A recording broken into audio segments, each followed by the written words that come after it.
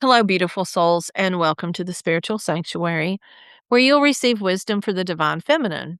I'm Bertena, and today the sky is doing the absolute most craziest things. Apparently, on August 12th, today, 2026, it looked at the ordinary Wednesday and said, "Nope, that's not enough. I want you to give me a new moon, give me a total solar eclipse, put it in Leo, line up 6 planets for dramatic effect, and while we're at it, just throw in some meteors across the sky." The universe did not show up subtly, and the universe chose to show up with a sequin cape, a spotlight, a smoke machine, and that's what's bringing about all of these events. Now, today, we're going to talk about 4 connected events: the new moon in Leo, the solar eclipse in Leo, the 6-planet morning alignment, and something sometimes called the planet parade, and then the peak of the meteor shower. We're going to explore what is happening astronomically and what people take from it spiritually and astrologically, and then how we can work with these themes without being afraid of them. Now, near the end, I'm going to make this personal. I will share a little bit of my own birth chart and talk about what this Leo eclipse brings up for me as a Scorpio. And that's about what I normally know is I'm a Scorpio. So, you know what that means. I am not always the nicest and I am good at stinging. I'm very straightforward. I was born on November 11th, 1971, so 11/11. Absolutely love portals. I was born at 7:24 in the evening in Pikeville, Kentucky. So, before anybody sends me a message going, "Bertina, when did you become a professional astrologer?" I didn't, I promise. I am not an astrologer. I'm a spiritual teacher who loves to learn things about myself. I enjoy astrology as a language of reflection and symbols, and you all know I love symbols. I look at astrology for cycles and possibilities, but I don't use it to hand over my power to the planets. I don't predict disasters or diagnose anyone or even make every decision in my life with astrology, stars, cards, or anything. If you know me, you know that I believe that this all comes down to what we choose to resonate with and leave. Sometimes, I'll study my chart and I'll think, "Well, that explains so much." And other times I think, "Well, that planet just needs to stop doing whatever it's doing." And both responses are valid. But please take what resonates and leave what does not. Let this be an invitation for curiosity for you, as astrology can offer a mirror, but you're still the person looking into that mirror. This is important. You have choices. You have wisdom. You have lived experience, and you have spiritual authority over your own life. So, what I want you to do is take a breath with me now. Inhale slowly through your nose and exhale gently. Inhale again, exhale again. Allow your shoulders to soften, let your jaws relax, and just let yourself arrive here. You don't have to understand what every planet means or memorize every sign or even know the difference between a trine and a toaster. And I don't know what a trine is for anything.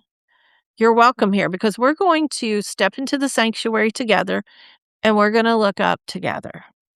Okay, first, let's talk about what is actually happening. I want to begin by separating astronomy from astrology because they can be friends without being the same thing. I have to explain this to my college students who come in and want to sign up for astrology classes. I'm like, "No, we have astronomy, not astrology." And the difference is that astronomy describes and studies physical objects and events in space, where the sun, the moon, the planets, the comets, and the asteroids and meteoroids live. They talk about how they move and what can be observed. And astrology is a symbolic tradition that interprets the positions and the relations of all these celestial bodies as meaningful themes in human life. On August 12th today, for somewhat exciting, somewhat nervous. Um, some people will say really crazy things begin to overlap. So, first, we have a new moon. And astronomically, a new moon occurs when the moon is positioned between the Earth and the sun. The side illuminated by the sun faces away from us, so the moon is generally not visible in the night sky. Secondly, we have a total solar eclipse, and a solar eclipse can only occur at a new moon because the moon has to pass between Earth and the sun. But every new moon does not produce an eclipse because the moon's orbit is tilted. Most months, the moon passes a little above or below the sun from our viewpoint, and during an eclipse, the alignment is close enough for the moon to block part or even all of the sun. That path of totality for the eclipse crosses areas including Greenland, Iceland, northern Spain, a lot of the areas up there. And in other places, only a partial eclipse is visible, or the eclipse is not visible at all. And the spiritual symbolism does not depend on whether you can stand outside and see it from your home. And on a safety note, don't look directly into the sun at all. Regular sunglasses are not enough. Please protect your beautiful eyes because spiritual growth does not require you to have retinal damage, okay? Third, 6 planets appear across the morning sky in what people are calling the planet parade: Jupiter, Mercury, Mars, Uranus, Saturn, and Neptune. They're not forming a perfect line like in three-dimensional space, but from the viewpoint on Earth, these planets travel near enough that it's kind of a same broad pathway because our solar system is relatively flat. The grouping makes them appear spread along the arc or even in a loose line. Some are easier to see than others, and Uranus and Neptune generally require optical help. So if you walk outside expecting all 6 planets to pose like members of your boy band, please adjust your expectations because the planets have not rehearsed choreography. Fourth, the Perseid. Am I saying that right? Perseid, Perseid. Meteor shower begins to peak during the night of August 12th and into the early hours of August 13th. So tonight. No, tomorrow night. Well, tonight when you're listening to this, not when I'm recording it, because it's the 11th when I'm recording this. So let's start that back over. The meteor shower peaks during the night of August 12th and into the early hours of the 13th. And Earth passes through the debris left by the comet Swift-Tuttle. And tiny little particles enter our atmosphere at tremendous speed. Their heat is up, and they create really pretty bright streaks of light. But because these peaks coincide with the new moon, there's very little moonlight to wash out the sky. And under the dark, clear conditions, we may be able to see this really good. So the simple astronomical story is already magnificent. Temporary darkness during the day, 6 wandering worlds visible along the morning sky, and an ancient comet dust burning into brief ribbons at light at night. We don't have to invent fear to make that sacred. We can begin with wonder. Now, the new moon in Leo, let's talk about that. Astrologically, the sun and the moon meet in Leo. The new moon and the eclipse are the same lunation, but I want you to look at this a little bit closer, and I want to start with the new moon first. New moons are commonly associated with beginnings, intentions, seeds, and inward listening, and the quiet moment before something takes visible form. This is not always new in the sense of buying like a fresh planner, which I have tons of them and I use none, or becoming a completely different person by Friday. Sometimes a new moon beginning is a change in the way we relate to ourselves. Leo is a fixed fire sign. It's associated with heart and creativity and courage and warmth and playfulness. Think about a lion. That's the symbol. There's leadership there and self expression, and Leos love to shine. Notice that I said they love to shine. They have a desire to shine. not demand to be the loudest person in every room. Healthy Leo energy does not say everyone must become smaller so I can feel important. Healthy Leo energy says I'm willing to be fully myself, and my light gives other people permission to be fully themselves too. Now, you Leos out there, many times Leo signs ask, what makes you feel alive? What wants to be created through you? Where have you hidden a gift because you're afraid of criticism? Where have you mistaken humility for invisibility? And where have you been waiting for someone else to officially announce that you are allowed to begin? This can be especially tender for women and caregivers and spiritual workers like all of us. Healers, teachers, school is starting back. This is hard for people in larger bodies and people living with disabilities or anyone who's received the message that they should be helpful but not powerful. That they need to be present, but we don't want to notice you. Wise, but not well paid. Creative, but not too much. Many of us were taught to earn belonging by taking up less space. And Leo hands us a chair, pulls it right into the center of the room, and says, sit down, sweetheart. You belong here. But Leo also brings shadow questions. Am I expressing myself or performing for approval? Am I leading or am I controlling? Am I sharing for joy or asking strangers to confirm my worth? Am I generous because my heart is full or overgiving because I fear being forgotten? Now, this new moon in Leo offers a beautiful intention. I chose an expression of myself that is honest, warm, courageous, and connected to the heart.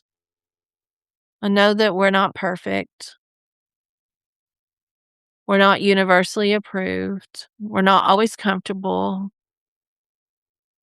but we are honest and authentic and alive. And think about one part of you that has been waiting backstage. Maybe it's the teacher in you. Maybe it's the writer or the healer or the artist or the reader or the mystic or the business owner or the dancer. What would happen if you stop asking that part of yourself to audition for your own life?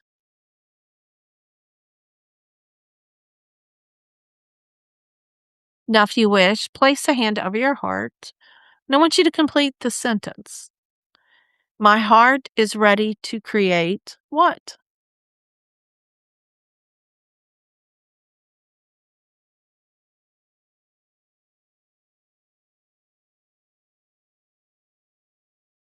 Now complete this one.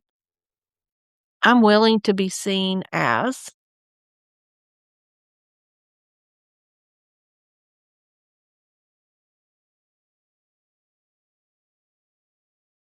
And finally, the approval I can give myself today is.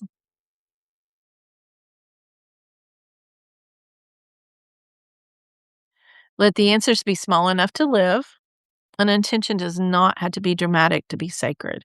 You might share one honest story, wear the color you love, teach one class, submit one proposal, rest without apologizing, or speak your name without shrinking your voice at the end.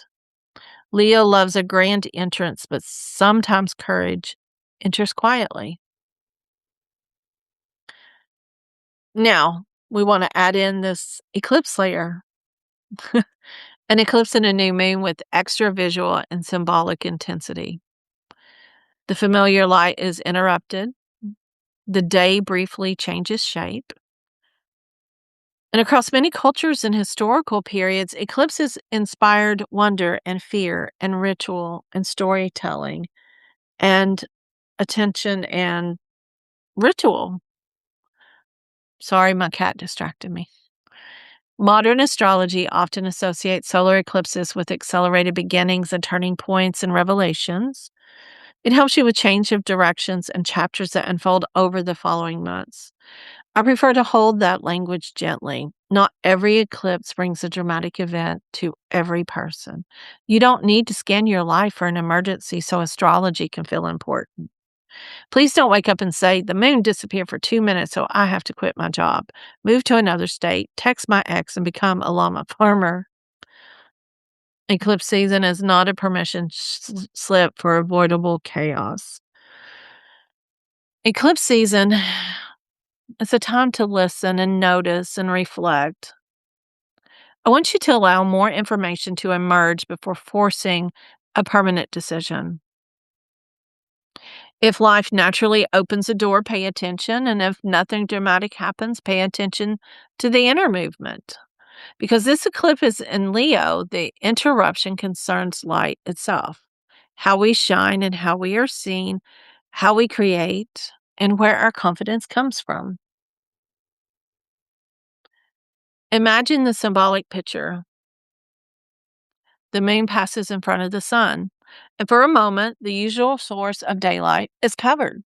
Yet the sun has not gone anywhere. Its light still exists. It's just our perspective has temporarily changed. That image can speak to every season in which we forget our own light. There's times when grief passes in front of it, illness passes in front of it, rejection and shame and exhaustion, caregiving and financial struggles. We have criticism and we're aging, and disappointment may pass in front of it. We may look at the temporary darkness and feel like the light is gone, but the light is just covered, it's not destroyed. It's resting, it's not failing us. And changing is not the same as losing yourself. This Leo eclipse can become an invitation to remember the part of you that remains luminous, even when circumstances block your view. Now, many times there is another Leo question that's presented here. What kind of leadership are we ready to practice? Remember, leadership's not limited to titles or stages or organizations. We lead when we set the emotional tone in the room. We lead when we model consent, and we lead when we teach without humiliating. We lead when we say, there's room for your body here.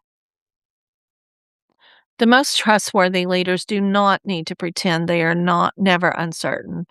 They can be visible and teachable at the same time. This is one reason I feel comfortable saying that I'm not an astrologer. I don't have to pretend expertise to share what I'm exploring.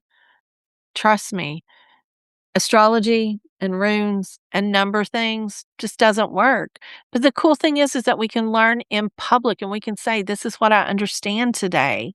I may understand more tomorrow. It isn't weakness, it's integrity. And for our own eclipse reflection, I want you to consider a few of these questions. Where am I being invited to lead from the heart? Where are you invited and being led from the heart?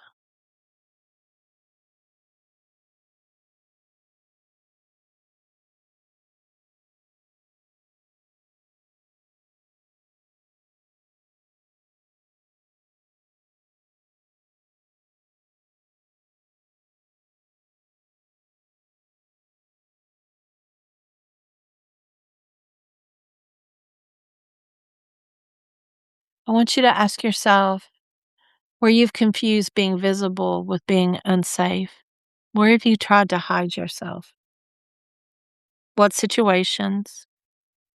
You know, they say that a lot of people don't realize that bigger body people like me, we sit at a table, and whenever we have to go to the bathroom, a lot of times we'll look for the bathroom and then start plotting our way to get to the bathroom before we ever get up so that we don't have to ask anyone to move or squeeze through a space or make anyone feel any type of um, like they're in the way when it's our fault that we're going through there. And that's how we feel sometimes. So sometimes when we're visible, we're unsafe, so we shrink. You'll notice a lot of people who have any type of self-esteem issue hunches their shoulders over instead of bring them back. They don't wanna be seen. Then there's the other that there's a form of attention that you've been chasing. What do you wanna stop?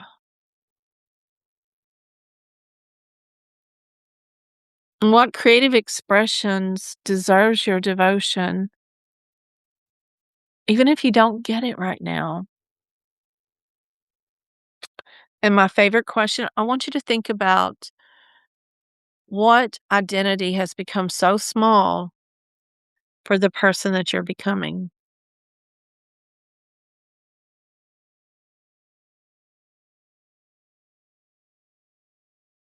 If the eclipse feels emotionally intense, simplify it. Drink some water, eat something nourishing, rest, sleep, journal, take a walk, sit with your feet on the ground, talk to someone. You don't have to perform a complicated ceremony to prove that you're spiritual. And sometimes the best eclipse ritual is turning off your phone and going to bed. That's it. It's just that simple. Turn off your phone and go to bed. And then I want to talk about now this idea of the six planet parade. Jupiter, Mercury, Mars, Uranus is how I've always said it, but I've noticed people go Uranus now. But I think Gen X, we still say Uranus, Saturn, and Neptune. Astronomically, this is really pretty. It's the grouping is very beautifully grouped, and it's not a supernatural traffic jam. Astrologically and spiritually, it's fun to imagine these planets as a committee, and this committee has options and very strong opinions. Mercury represents communication and thinking and learning, messages and movement. Mercury walks into this meeting with a notebook and says, "Can everyone please explain what is happening?" Mars represents action and desire and courage and conflict. They've already started the project. Would like to know why the rest of us are still discussing it. Think that's me. Jupiter represents growth, meaning, wisdom and faith, and expansion. They walk in with a vision board, 3 books, and a plan to turn the committee meeting into a weekend retreat. Jupiter sounds fun. Saturn represents structure and responsibility and boundaries and time. And it asks whether anyone's made a budget or completed the required forms or brought a realistic calendar. And they are the ones that are very much disciplined. Uranus represents disruption, an awakening and freedom and innovation and surprise. And it just joins in by video call from a location nobody recognizes and announces that the entire system should be redesigned. And then Neptune represents imagination, spirituality and compassion and dreams and your intuition and transcendence. Neptune's lit incense, forgotten the agenda, and somehow made everybody cry in a healing way. And there we have it. This is the celestial staff meeting. And the spiritual value is not that 6 planets magically agree. It is that these 6 different functions can exist within us at the same time. We need Mercury's curiosity. We need Mars's movement, Jupiter's faith, Saturn's maturity, Uranus's liberation, and Neptune's compassion and mystery. Spiritual growth becomes unbalanced when one voice takes over the whole committee. All Mars and no Saturn, you're impulsive. All Saturn and no Jupiter, restrictive. Neptune and no Mercury, foggy. All Mercury and no Neptune analyzes the mystery until there's no wonder left. It gets very boring. Uranus and no grounding can blow up a life simply because consistency felt boring. And all Jupiter and no boundaries can turn one good idea into 17 unfinished courses, 12 domain names, and a closet full of craft supplies. I think we've all been there. I'm not saying I've never done any of this. I can go through and point myself out in all of it. But I want you to choose one of these planetary voices that you naturally express and one that you need more right now. So, for example, I have the vision of Jupiter, but I need the calendar of Saturn. Or I have Mercury thinking about it, but I need Mars to send the email. Or I have Saturn working very hard, but I need Neptune to remember that I am a soul and not an office machine.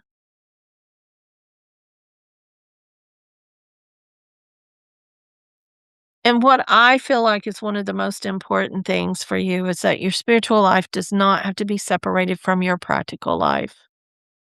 The dream and the structure can sit at the same table. Intuition can work with discernment. Courage can work with care. And whoops, change can work with responsibility. Let's try to get this. Oh,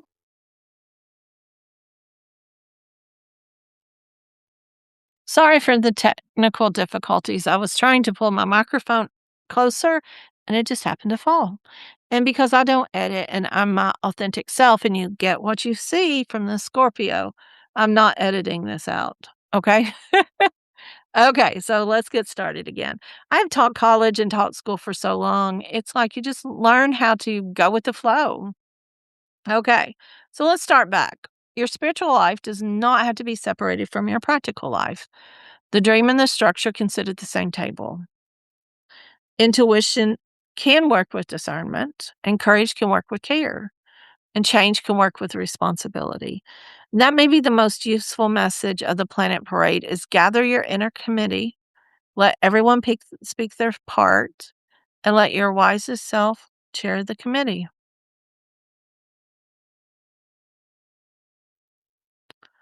Now, let's look at the meteor shower. People sometimes call meteors shooting stars, but they're not stars falling from the sky. They're flashes that are created when little small bits of cosmic Let's try this again. When little small bits of cosmic debris enter Earth's atmosphere. This meteor shower is associated with debris from comet Swift-Tuttle, and they appear to radiate from the direction of the constellation Perseus. Now, there is something spiritually beautiful about ancient debris becoming momentary light. What has traveled silently for years can meet the right atmosphere and become visible. What is small can become breathtaking, and what burns away can still create beauty. What lasts is only a second that can remain a memory. The Perseids invite us to think about release differently. We often imagine release as sad or heavy or even punitive sometimes. We make a list of everything we need to get rid of and approach ourselves as if we're a cluttered closet and we throw things away. But the cool thing is that release can also sparkle. We can thank a formal identity for carrying us this far. We can bless an old coping strategy before choosing a healthier one. We can laugh at a belief we finally outgrown, and we can let an expectation burn away and still discover that the night is full of stars. If you watch the meteor shower, allow your eyes time to adjust to the dark. Find the darkest, safest space available. Look broadly at the sky rather than staring only at the constellation and be patient. Meteors arrive on their own schedule. And this is a spiritual teaching too. We spend so much time demanding a sign and then being irritated when the universe doesn't provide one in our preferred, like, 15-minute appointment window. Sometimes you have to sit in the dark long enough to see what is already moving. You might use each meteor you see as a blessing rather than a demand. Instead of, I wish for this, try, I bless what is becoming visible. If you do not see a single meteor because of clouds or city lights or sleep or life, nothing's gone spiritually wrong. The sky does not withhold your worth. You can close your eyes and imagine a streak of light carrying an old burden out of your body and into transformation. You can also go to sleep.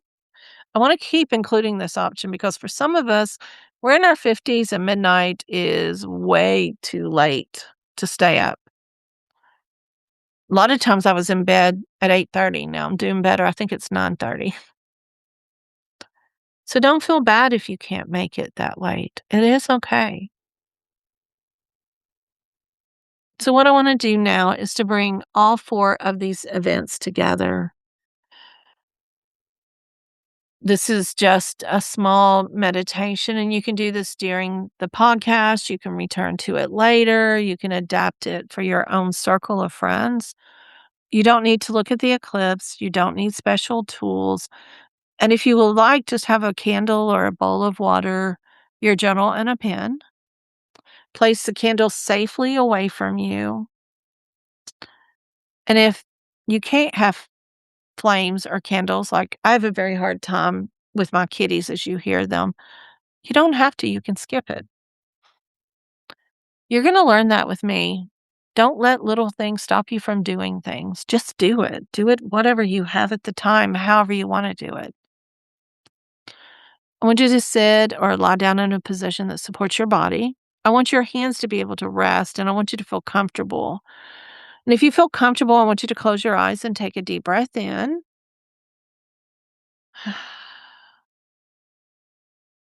And then release.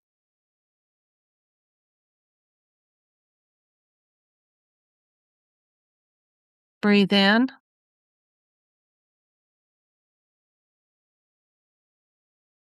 and release. I want you to feel the support beneath you. Don't try to hold yourself up. Don't try to hold your head up. Just relax. Imagine a warm golden light above you, not harsh or demanding, just simply present. Let this light represent the Leo heart, creative, courageous, generous, playful, and alive. Allow the light to touch the crown of your head.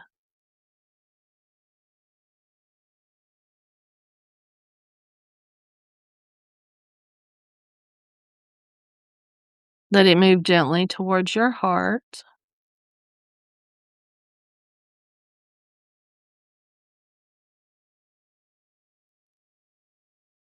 And ask quietly, what part of you is ready to be seen with love?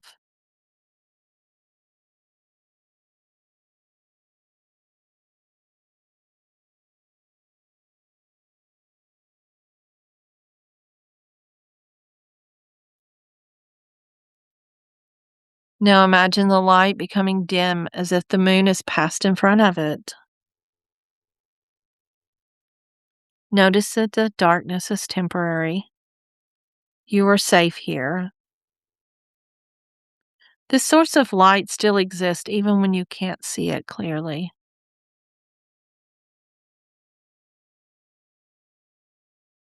Ask yourself what has made you forget your own light.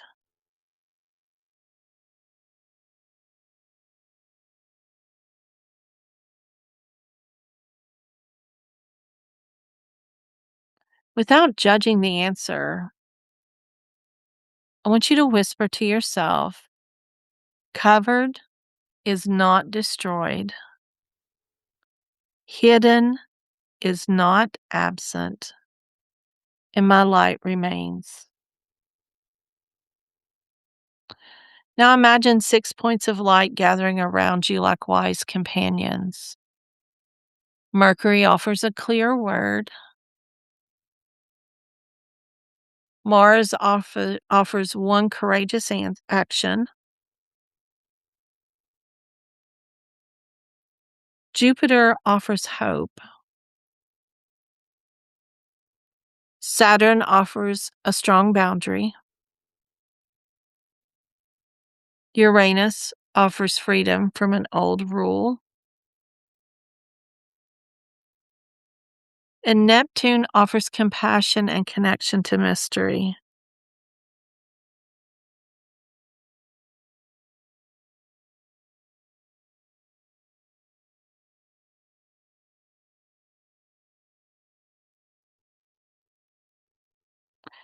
You don't have to receive a dramatic message. Just simply notice what you feel.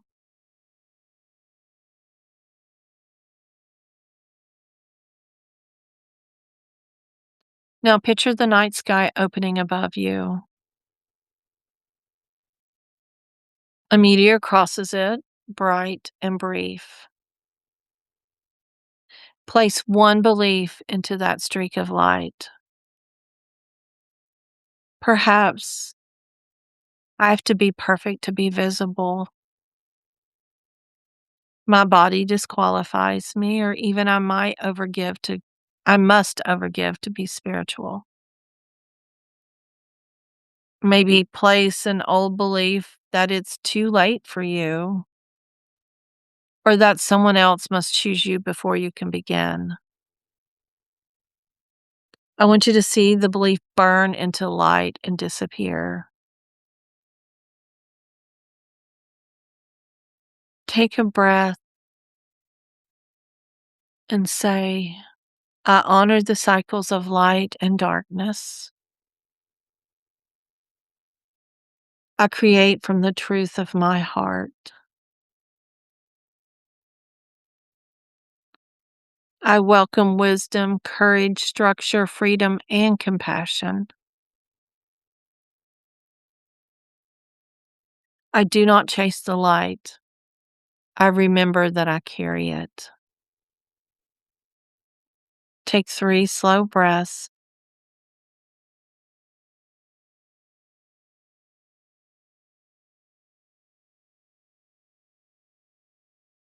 Begin to feel the room around you and move your fingers and toes. Begin to open your eyes when you're ready. If you're journaling, please stop this video and write one new moon intention, or one eclipse release, one practical action, or one thing that still fills you with wonder. Press pause and then we'll move on.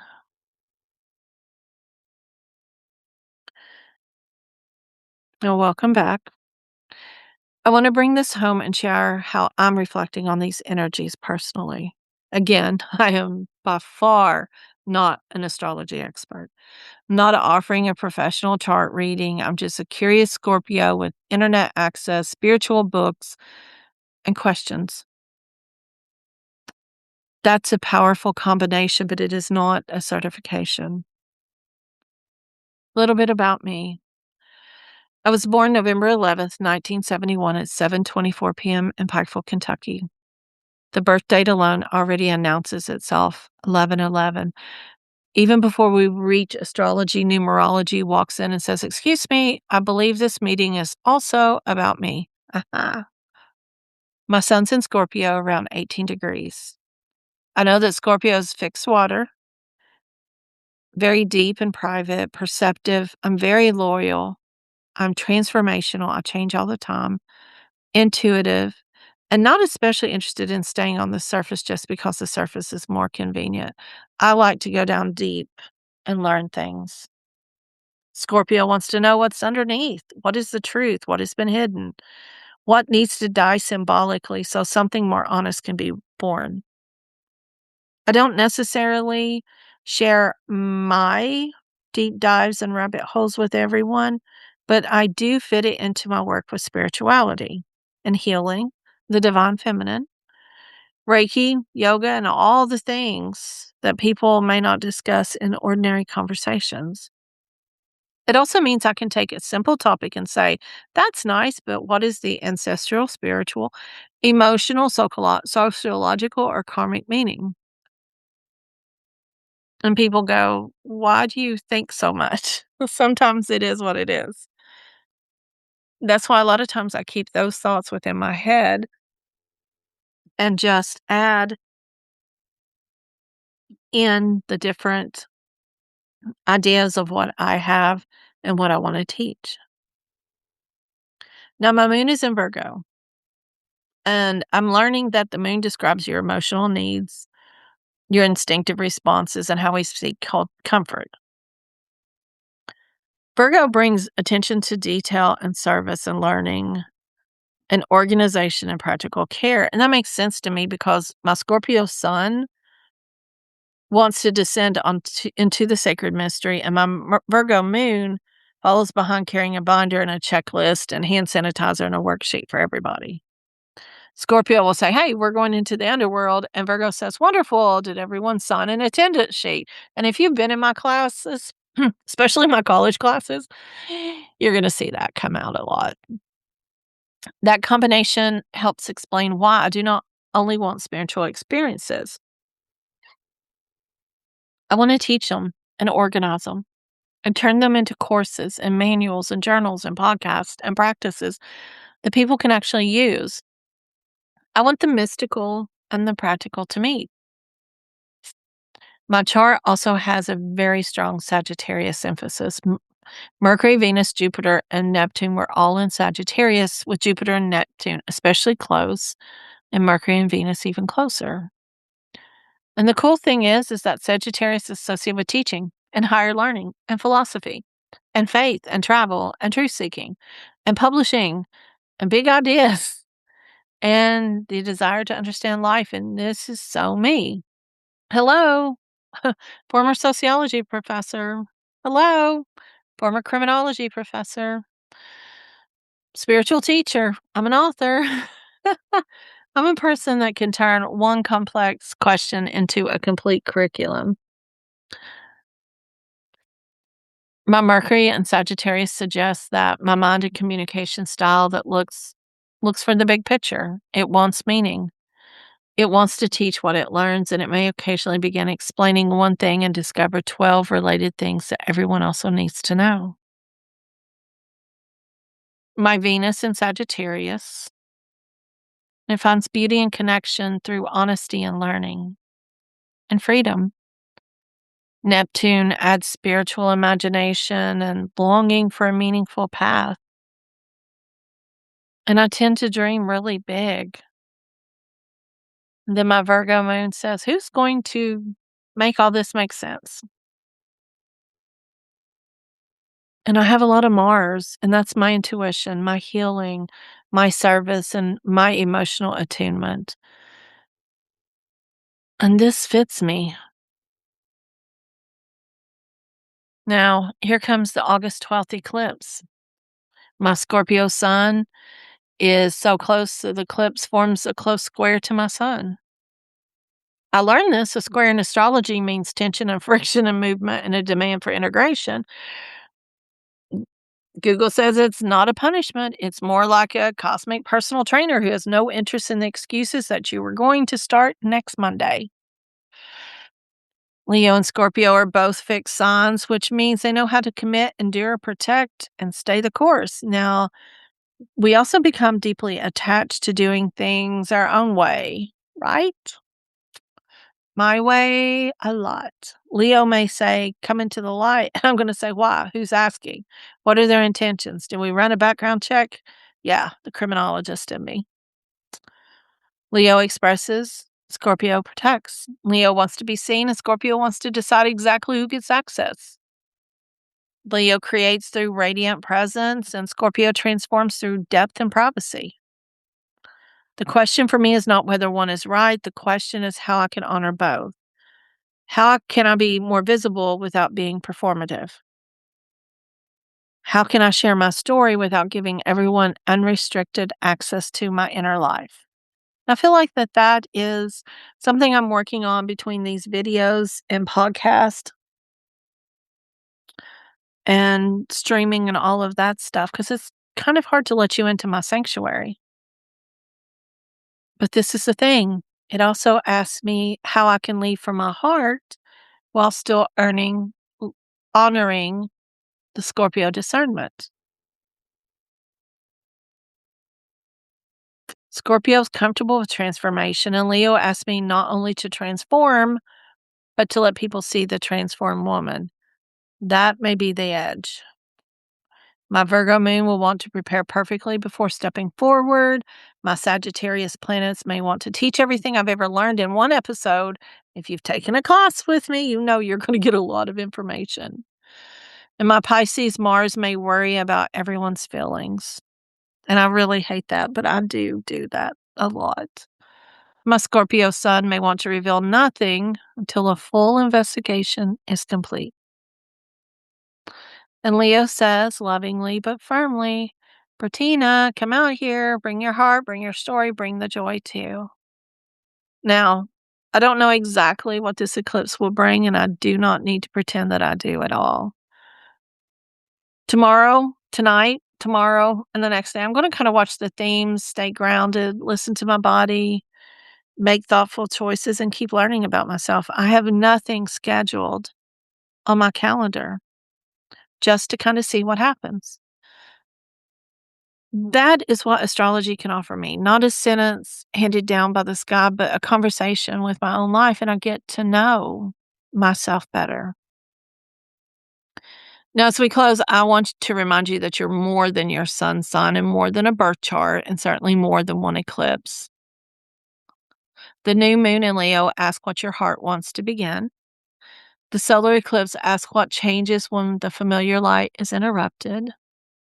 The planet parade invites your inner voices to work together. And the Perseids remind you that release can become light.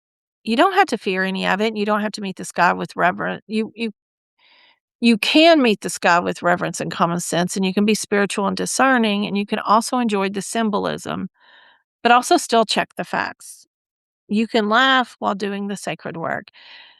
In fact, I think laughter belongs in the sanctuary because I have a hard time with it.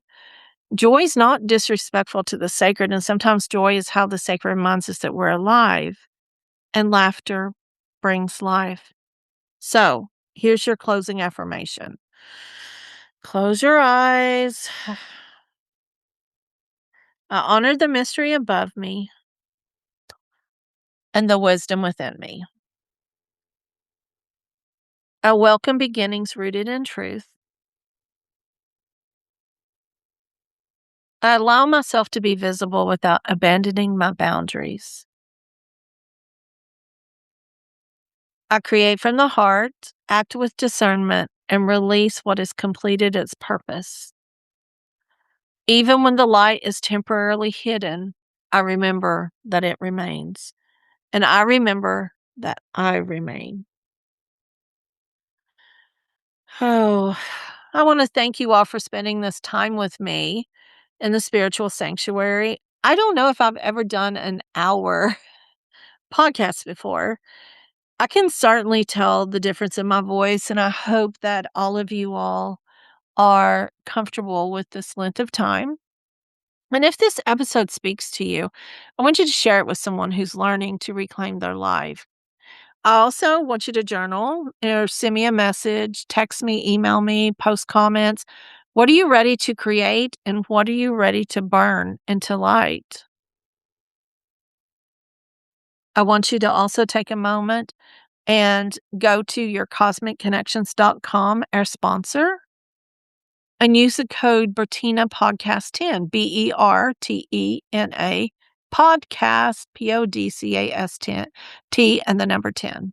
That'll get you 10% off a purchase, either online or in person. You can let the girls at the front know you want to use it. But I want to thank you all for listening and for supporting Cosmic Connections, for supporting me and everything. I'm just Bertina. I'm not an astrologer. I'm a Scorpio who enjoys asking a lot of personal questions, asking the sky to show me what I need, and I have to receive it very loudly. I want to know how you receive it. But until next time, I want you to protect your eyes, protect your peace, protect your sense of humor, and remember, you don't have to wait for permission to shine. And in closing, please visit Bertena, BERTENA.org and sign up for my newsletter. If you do that, there'll be a lot of free resources as well. I want you to have a beautiful day and know that your path starts here with me. Good night.